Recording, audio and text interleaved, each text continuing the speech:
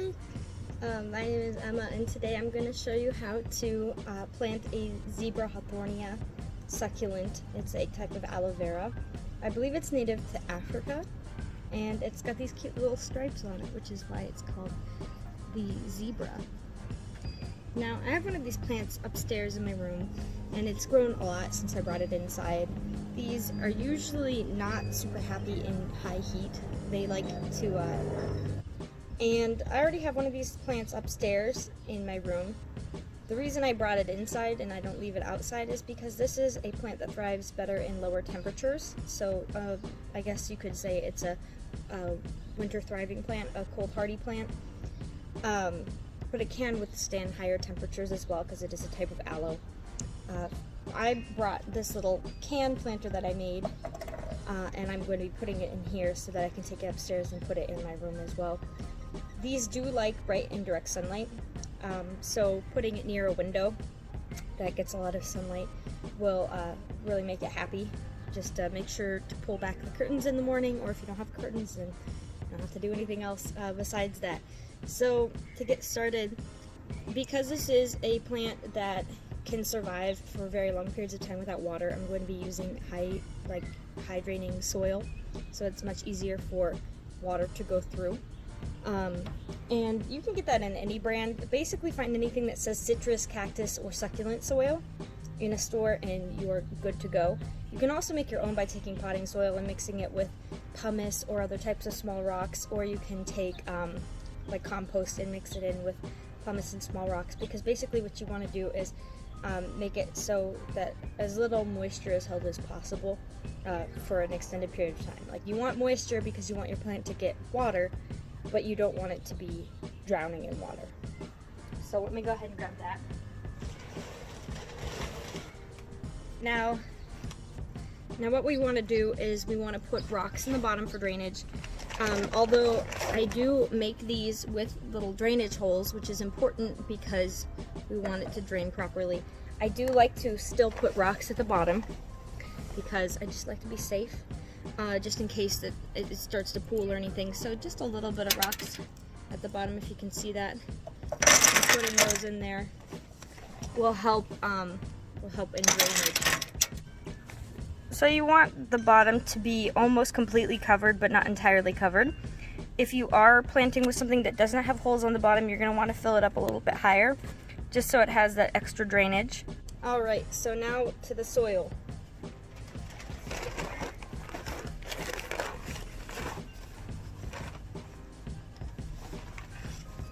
So what I'm doing for soil is I'm using another little container to just use it as scooping. You can also use like a trowel like this to do it, but just for the sake of ease in this situation, because the hole is a little smaller on the top of this planter, I'm going to be using this. So go ahead and throw a few scoops of this in here. I'm running out of soil in this current bag that I have, so it's a little harder for me to grab a whole bunch.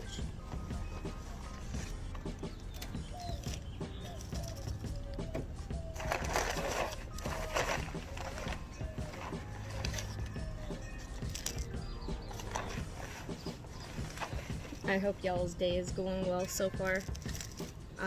It's really hot today, but I kind of like hot weather, so I'm enjoying it right now. So I filled it up almost all the way to the top, and the reason I didn't fill it up any further is because this plant does come with soil.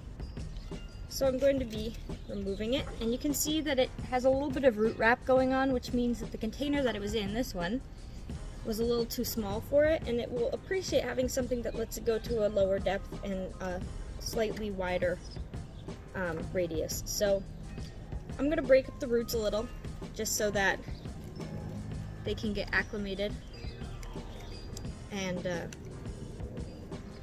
I want to keep a little bit of the soil because sometimes plants are a little accustomed to their home, so they like to stay in the same kind of soil they've been in. Alright, so now we have that in there, and this almost completely fills that remaining top portion, but we're still going to fill it around the edges, because once we water it, it will become apparent that there's not enough soil to hold this plant. So I actually like to use the soil from the planter that it came in, just for the top, because I don't know. I think it likes it. I don't know. I can't talk to plants, but I think it likes it. So we're going to go ahead and fill that up.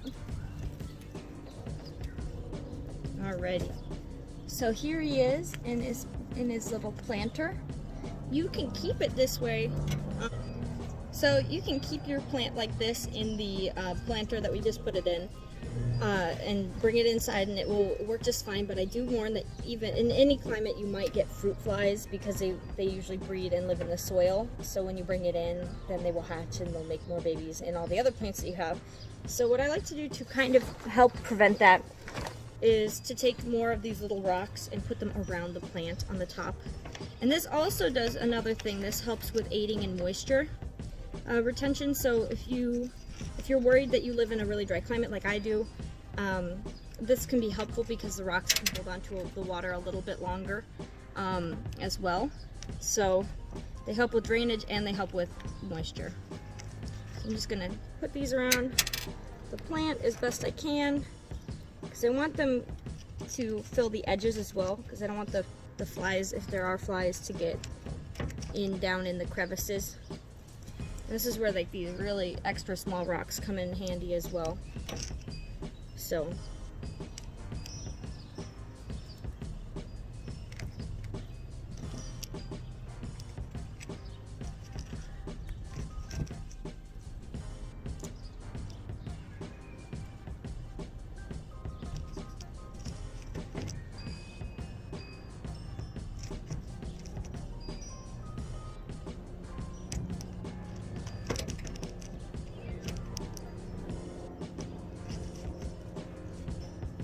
alright, and here we are. Our plant is completely potted, and that is my version of how to pot a Zebra Haworthia plant.